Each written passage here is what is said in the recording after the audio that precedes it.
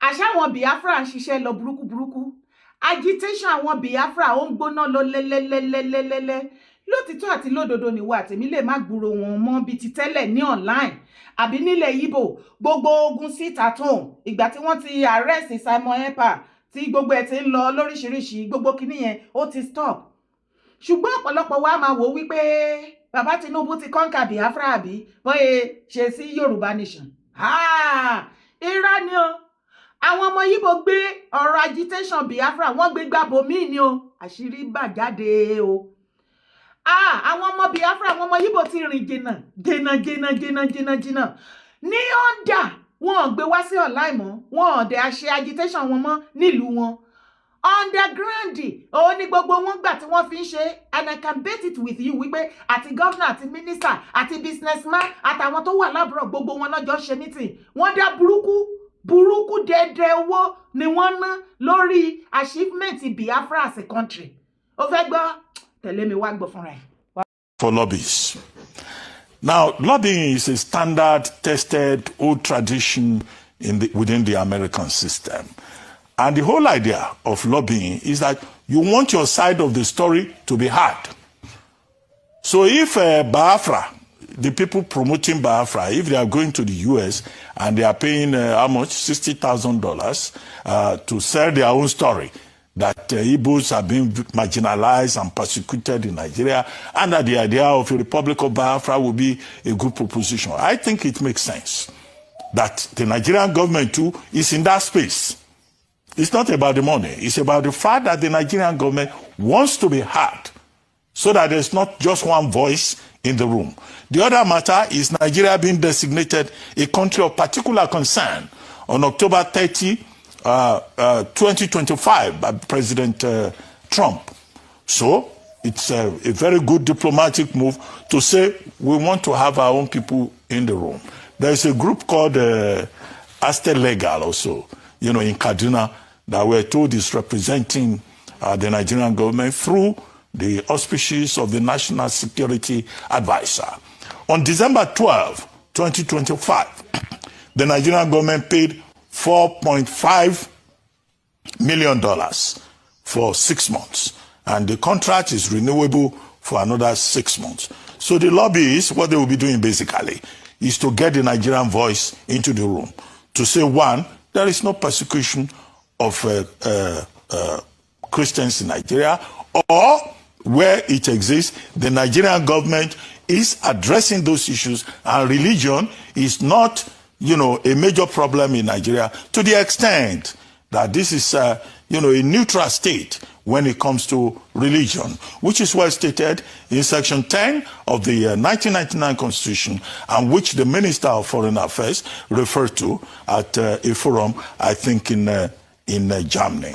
Now, the delivery of military supplies by the United States, this is evidence, it is a clear evidence that the cooperation that the Nigerian government talked about, that they said they needed, the assistance that they needed in dealing with the multiple threats that Nigeria faces on many fronts, is real. And the Americans themselves have said there is mutual partnership between Nigeria and the United States. And now African Command, U.S. African Command, AFRICOM, as it is known, has now brought these supplies to support the Nigerian government. The mutual interest that is there is that the Americans themselves do not want, the Sahel region or West Africa to be turned into a hub, into a playground for, global terrorism networks. And so it's a question of shared interest. As for Kwankwan. Whoa, my Igbo people are hello, how body? Whoa, my Igbo people. Wanna do well. Yo. I mean, they think say that the Biafra agitation they go down small, because for social media, we know they hear many things like that, just like a Yoruba nation. And for Igbo land, you see all those sit at home and some other activities where the Biafrans, the agitation they do, they don't stop everything.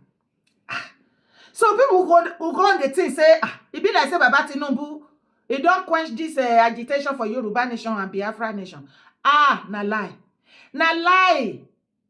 Biafra agitation na another style e take enter o.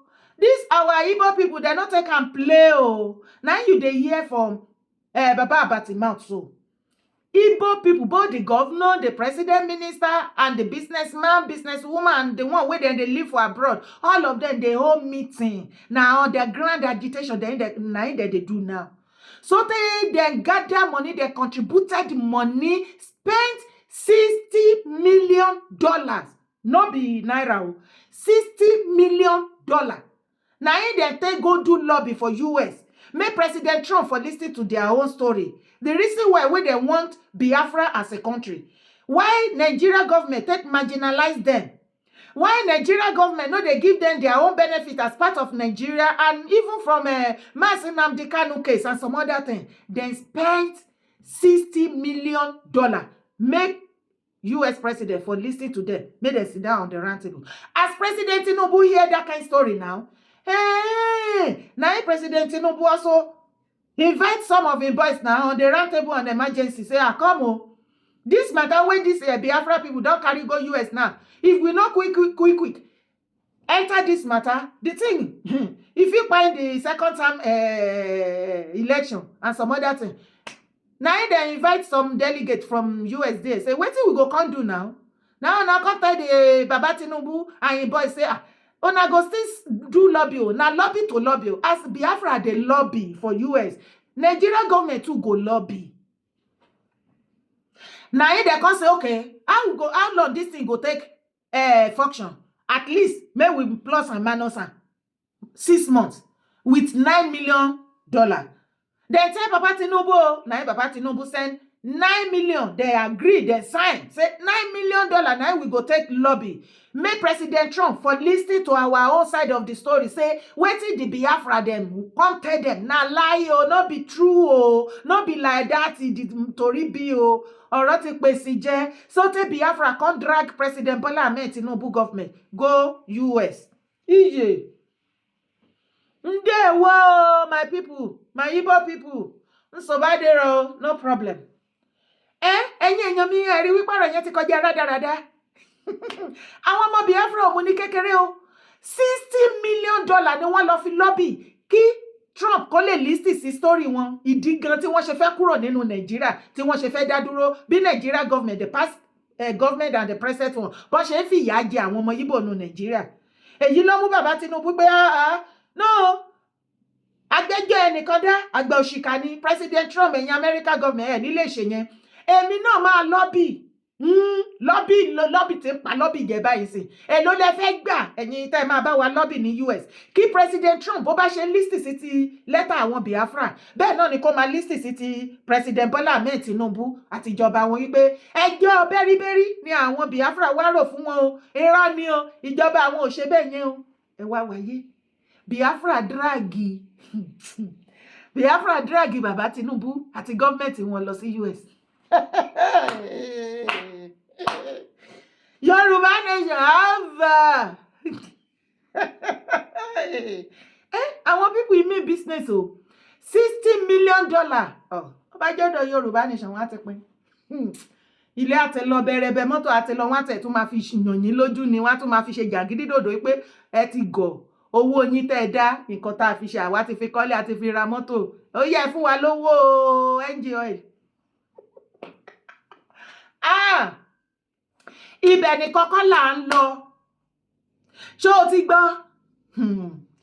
Army base ti Òṣogbo wọ́n ti bẹ̀rẹ̀ iṣẹ́ o. Bàbá Tinubu ṣọmọ pé gbogbo àwọn army base pátápátá gbogbo everything about Nigeria soldier or whatsoever another part of Nigeria not ti máa recruit wọn tó ti máa ṣe gbogbo everything wọ́n fẹ́ kó wọn lọ fún training ni everything. Bàbá Tinubu ẹ ṣe eléyìí dáadáa o. Ẹ rí eléyìí ṣe. Ẹ kú iṣẹ́ President Bat. Ṣé àmọ́ pé Bàbá Tinubu ti pín káàkiri. Ó wà wọ́n fi ti ẹ̀bọ̀yìn wọ́n fún wọn ní ti ẹ̀bọ̀yìn tí tọ̀dọ̀ ti wà nílẹ̀ káàró òjìire Òṣogbo ni Òṣogbo ti kọ̀mẹ́sì iṣẹ́ báyìí sí o. Níjọ́ tí wọ́n ti hàn list tó ti ṣe kíni tó ti ṣe parade POP àti everything from there tó ojú ogun ní sọ́sẹ́. Bàbá Tinubu ọgbọgbọ́n ni bàbá ẹ̀ fi rí jọ́nà alẹ́ o. Gbínre láàre ìkó ò gbúdọ̀ jù kan lọ ọmọ ọlálọmí abíṣujú ọkọ ìjàkadì ní tòrò tọfà bàbá ọ̀fàlẹ́ tí wá ní president bat ẹlọ́sà ó ní kí n béèrè ní ẹjọ́ ṣé ọ̀fàlẹ́ tí wá ní torí ẹ ti fẹ́ máa mú oríkì yẹn mọ́ títí yín ni o ọmọ pínre láàárẹ̀ ni o ẹ wá ń pínre gbogbo everything about Nigeria tí wọ́n kó sí northern part of Nigeria bàbá Tinubu kan rọra ń fàdá sí ní ṣíṣá ìṣàkúṣà lẹ́lẹ́jà ṣẹ̀ẹ́jà ìgékúgé lẹ́lẹ́ràngẹ́ ó yá ige ẹpin dànù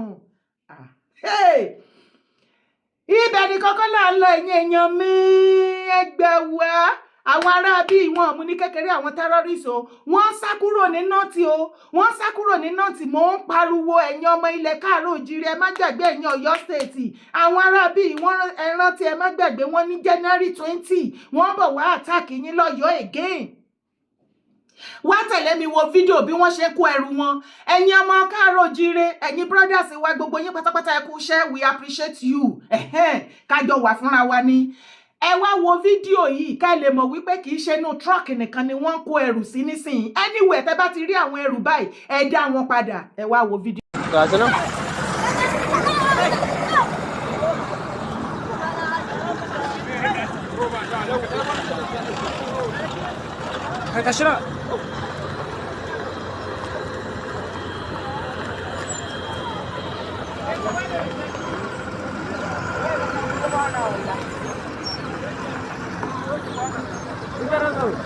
Tana dogon bidiyo mai daɗiya.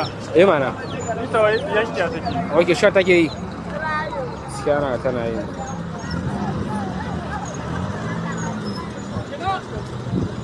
Kaga motoci sun ka saba da wannan. Eh. A da kan sai karfiya.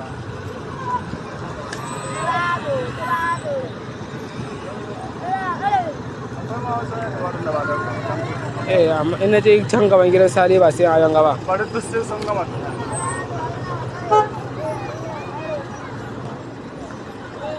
Sannun ku Allah ya tsare. Kalle na ya kare kanti ne. Na mashin din? Na mashin. Na motar nan dai na rika ma sani.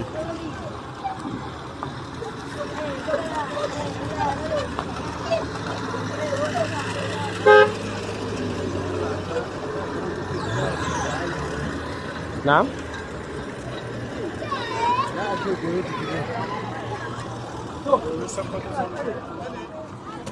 Ofisa, sami aiki. Allah ya tsare.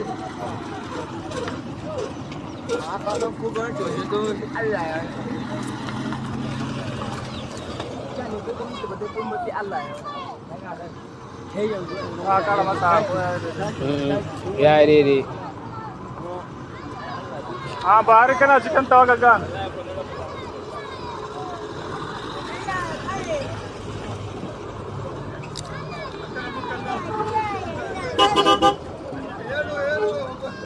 Dogo.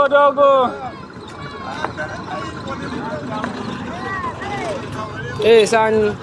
Barka da. Bari su taka ɗan sa. We are together.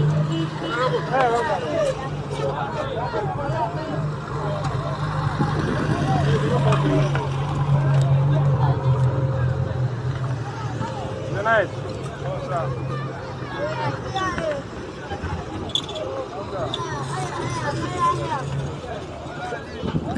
Mota ai wai akwai wanda kirga motocin gaba. Ban kirga amma na zo yanzu ƙarshe sai na kirga shi. Sun canza ka da amma kana kara tsaya baya din. Baya? Amin Allah ya. Ai baran ƙara tsaya baya. Masar ya wuce? Bisa mashin yake. Ya wuce ina ganin. Ba ta kama koyar.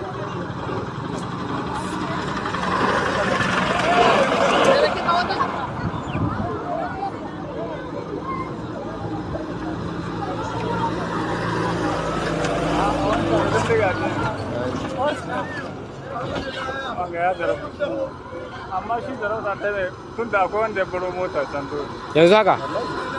Cikin isa din? Da kaya? Kai kamar ɗaukar su kai kasa.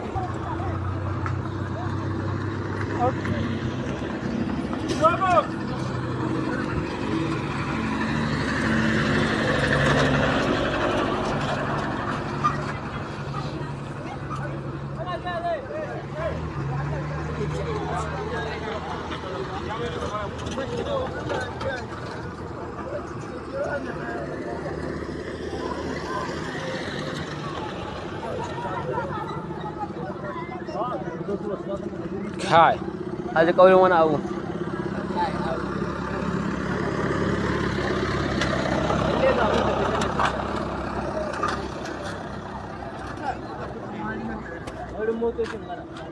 Laina ne.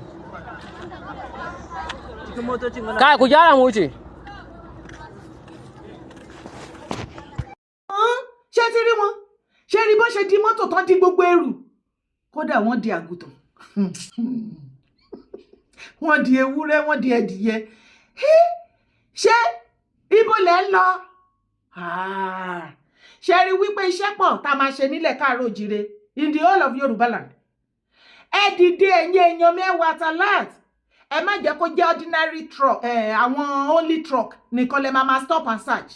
Gbogbo àwọn kóró pé báyìí gbogbo mọ́tò tó bá ti ń lọ tó ń bọ̀ láti northern, every northern part or every other, ẹ máa stop kẹ́ máa search. Èyí tẹ́ bá ti rí bí irú àwọn ẹrù báyìí, ibo náà ń lọ, ẹ bá wa béèrè lọ́wọ́ wọn ibo náà ń lọ. Bí ṣe ń wò wọ́n yẹn, àwọn area south yìí náà ni gbogbo wọn máa kó lọ. Wọ́n á wá lọ tẹ̀dó sí inú igbó kìjikìji. Àti ìyàwó àtàwọn ọmọ wọn ṣẹ̀mọ̀ pé máa gbénu gbó, ó ti bá wọn lára mu. Òun náà pọ̀lọpọ̀ wọn ṣe máa ń hùwà ẹranko. Ṣé ti rí nínú igbó ibẹ̀ náà máa lọ jókòó sí ká tó dijú ká tó là. Wọ́n ti ṣe àwọn kinní kéékèèké tán máa ń ṣe nínú igbó nínú oko yẹn. Wọ́n ti kó síbẹ̀, wọ́n ti ń gbé bẹ̀. Àwọn yìí náà nígbà tá ọkọ̀ wọn bá ti wá balẹ̀ tán rí páwọn èèyàn wọn ò wá sọ́dọ̀ wọn kò sí nǹkan kan. Wọ́n á kúkú fara balẹ̀ ká tó dijú ká tó là. Àwọn yìí náà máa hàn tí káàkiri. Tó máa pa àwọn èèyàn tó ń jíyàn gbé, wọ́n á gbé wọn wọnú igbó nínú igbó burúkú tí wọ́n wà láti rape wọn, láti gbowó lọ́wọ́ wọn and some other things. Àwọn people yìí wà, wọ́n wà heartless, wọ́n láàánú. Kò yẹ ká jọ máa gbé papọ̀, à ń ṣèkan náà. Tẹ́ bá wo majority ìwà wọn bí ẹranko ni. Wọ́n máa ń hùwà bí ẹranko, wọn ò hùwà bí èèyàn. Bó bá dúró tán wò náà, wọn ò wò bí èèyàn. Ìrìn wọn ìṣe wọn kò bá téèyàn mú, just like bí ẹranko, bí animal. Ẹ̀bẹ̀ lèmi ṣà ń bẹ̀ ṣá, ẹ jọ̀ọ́ nítorí Ọlọ́run. Eléyìí tí bàbá Tinubu tán dẹ̀ ti gbé military base t'Òṣogbo tán ti bẹ̀rẹ̀ iṣẹ́ nísìn. Ẹ jẹ́ ká rí pàtì ẹ̀ ní the whole of Yoruba land o. Ẹ jọ̀ọ́ ẹ bá wa mú wọn ẹni terrorist tẹ́ bá mú bàbá Tinubu ti ní. Ẹ má sọ wípé irọ́ ni o pé kíní kan ẹ fẹ́ lọ máa fún wọn ní repentant terrorist kan. Èèyàn kan wá pè láti northern governor kan àbí senator minister àbí sọ́tà kan wá pè yín. Wọ́n ní kẹ́ fi wọ́n sílẹ̀ ọmọ àwọn ni ikú ti pọ̀ mọ́ wọn o tó jẹ́ terrorist o.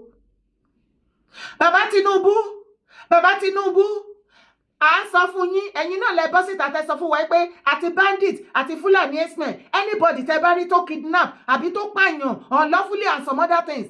Ẹni terrorist ẹ ti declare gbogbo wọn ní terrorist. Ẹ dẹ̀ ní ìdájọ́ ó máa wà fún wọn straight, kò sí repentant kankan bí kankan mọ́. Tó bá wá rí bẹ́ẹ̀, à ń dúró kẹ́ lọ arrest Katsina governor. Torí a gbọ́ wípé ó fẹ́ release about 70 terrorists tó tún sọ wípé wọ́n ti repent. Òun ṣe peace talk pẹ̀lú wọn. Ẹ wo iye ọdún tí wọ́n láwọn ti tẹ́ àwọn governors tó ti máa sọ tó máa ń tan Nigerians tó máa sọ pé àwọn ṣe peace talk pẹ̀lú àwọn terrorists.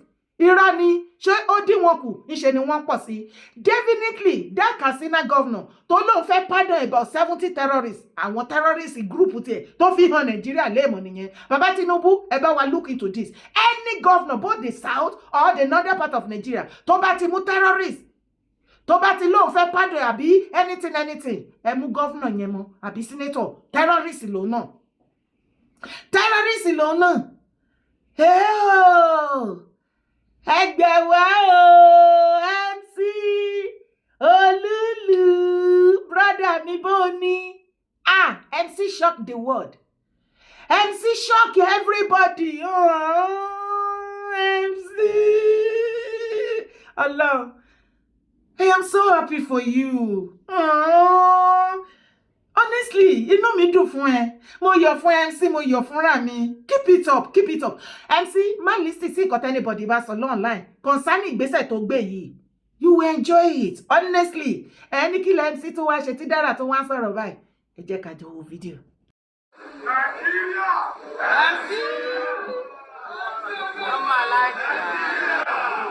Are you all to focus on the hand of the union and resting in former glory authority us to what has coming? Honest again, welcome to the conference. Please let us call us Safa. We may God bless you, your effort. Progress of national progress. Progress. Nigeria. MC. Are you all to focus on the hand of the union and resting in former glory authority us to what has coming? Honest again, welcome to the conference. Please let us call us Safa. We may God bless you, your effort. Oh, MC Oluomo. Olúlu. Ah, bàbá, èmi kò lè jẹ o, mo káyé jẹ Ọlọ́run. Ara àwọn nǹkan tèmi náà sọ nígbà yẹn some years back nìyẹn. Tẹ́kọ̀rọ̀ wípé bóyá dára hate MC or anything. Bẹ́ẹ̀ni, ṣé ìwọ náà like nǹkan tó rí bì? Ó ń jẹ́ kó yé wa pé o gbọ́ nǹkan tá à ń sọ. Gbogbo ìgbà yẹn la sọ wípé gba private teacher kán máa kọ́ ẹ. Kò sí yàn tó wà above, kò sí age tó wà above for education àbí learning. Ìwọ náà look at it now. MC, ó shock everybody bákan. Ó shock everybody bákan. Congratulations to you, baba. Kó máa lo babe. Má relent o. Má relent, shock àwọn ọ̀tá ìjọ. Fòyìnbó pa wọ́n. Wàá fi sí apá wọn. MC, fi òyìnbó grammar fi hàn àwọn ọ̀tá ẹ̀ léèmọ̀. Fòyìnbó dà wọ́n lédèrú. Fòyìnbó pè wọ́n lájẹ. Ó yá fòyìnbó pè wọ́n lóṣó. MC, Allah will shock the world. This is it. Kò jù bẹ́ẹ̀ lọ. Àbí MC kò la rí tó ń kàwé yìí ni. The same MC tá a mọ̀ tẹ́lẹ̀ tán bá fún níwèé ó máa mú ìwé àkórí ẹ̀ kodò kò yé. MC ló wá ń kàwé yọ. Bros, ride on, nothing do you. But ó kàn jẹ́ pé àwọn nǹkan tá a gbọ́ lẹ́nu ọjọ́ mẹ́ta yìí ó fẹ́ lẹ́tìkẹ́ díẹ̀ náà ni ó lẹ́tìkẹ́ díẹ̀. MC ṣé lóòótọ́ nìkan tí lady sọ ń bì? Mi ò drag yín o, mò ń bẹ̀ yín ní kẹjọ torí Ọlọ́run torí pé nǹkan tí mò ń sọ yìí mo ti fẹ́ sọ tipẹ́tipẹ́ ṣùgbọ́n kò sí ẹ̀rí tó dájú tí mo lè fi dí àmúlẹ̀ ni. Kò sí bí mo ṣe lè bọ́ síta sọ, kò sí bá ṣe lè bọ́ síta sọ. Ìgbà tí Alhaji Koko Zaria dẹ̀ wá sọ̀rọ̀ tó wá dárúkọ dádì mi gangan, mo ti wò pé yes, ọ̀rọ̀ tó ti wà lórí afẹ́fẹ́ tí Alhaji Koko Zaria fi lè sọ pé Akeem Ahmed náà, mo ti wò pé yes, mo ti rí point, mo dẹ̀ ti ní pé mo ti rẹ́rìí.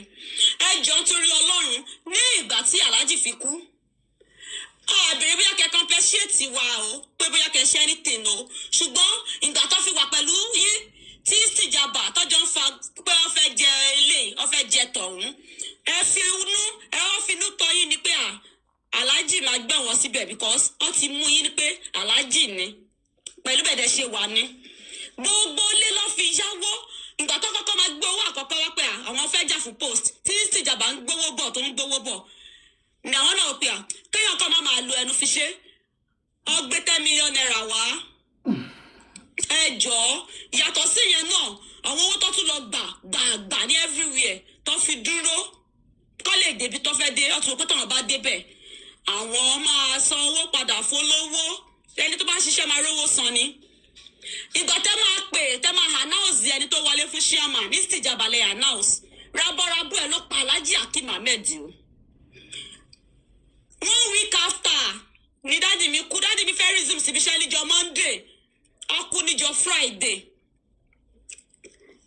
Ara wọn ò yá wà lọ hospital ó máa resume níbi iṣẹ́ Monday ọkùn Friday rabaraba owó yẹn ló pa wọ́n rabaraba post wọn tẹ́ gbé fẹ́ lómi àwa sọ kọ̀ọ̀kan bá lọ́n ṣe sọ pé ṣe máa lọ nìyẹn aláàjì láti ìgbà tó ti wá kú gbogbo àwọn èèyàn ti wá gbalé gbọ̀nà inú ilé tá à ń gbé nínú estate yẹn ti gbé mọ́mì mi kúrò ńbẹ̀ room and parlour self lọ́gbà mo lọ lú àràbù lọ sọmọ ọ̀dọ̀ kí n lè máa bọ̀ ìyá mi sí iye tí náà àìtí balance ìgbà tẹ́ ẹ̀ ti gbé post fún wọn èmi rò pé yẹ kẹ́ ẹ dá owó wọn padà fún wọn ni o ẹ jọ̀ọ́ ẹ ṣàánú wa o ẹ dá owó wọn padà fún wọn nígbà tí wọ́n ti fún tẹ́ ẹ̀ ti fún wọn ní post.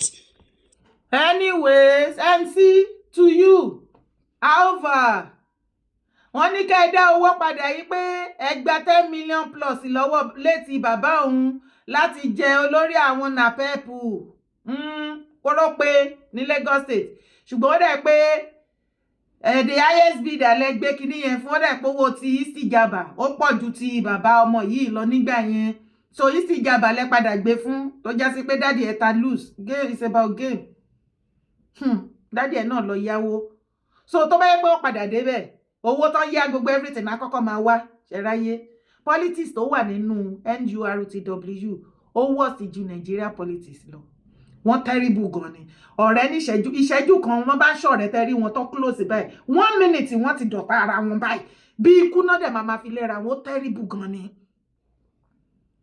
Anyway àárí gbogbo bóyá lọ lọ́nláì tí kókó náà sọ wípé MC gbogbo ìyàwó gbogbo àwọn ọ̀rẹ́ pátápátá ìyàwó léwọn àti girlfriend gbogbo wọn ló kó kíní fún gbogbo kíní náà ni mo dẹ̀ sọ ní some years back láti fi advice ẹ kó mọ nǹkan tó ń ṣẹlẹ̀ ṣùgbọ́n ò gbọ́ all the same mo believe wípé wàá ti máa learn many things nsìn ẹlẹ́ran ara ni gbogbo wa Ọlọ́run á wà pẹ̀lú ẹ̀ á sì wà pẹ̀lú ẹ̀mí á jọ wà pẹ̀lú gbogbo wa ayé sì wà fún ẹ MC Oluomo láti tọmọlúàbí ẹ ṣe ó ti gbé ìgbésẹ̀ lórí ọ̀rọ̀ education kó tó bá fi lè ṣe lè you can do more of it gbogbo àwọn tó bá mọ̀ ipò lè ṣe àtúnṣe pẹ̀lú wọn please brother do not hesitate to do it torí ènìkọ́ torí ọjọ́ iwájú ni mo sọ yìí mo dúró náà orúkọ tèmi ò yí padà Yèyé Dára Kòwé Kòkòkò ni mò ń jẹ́ má gbàgbé láti bá mi like fídíò má gbàgbé láti bá mi share support my brand God bless you bye for now.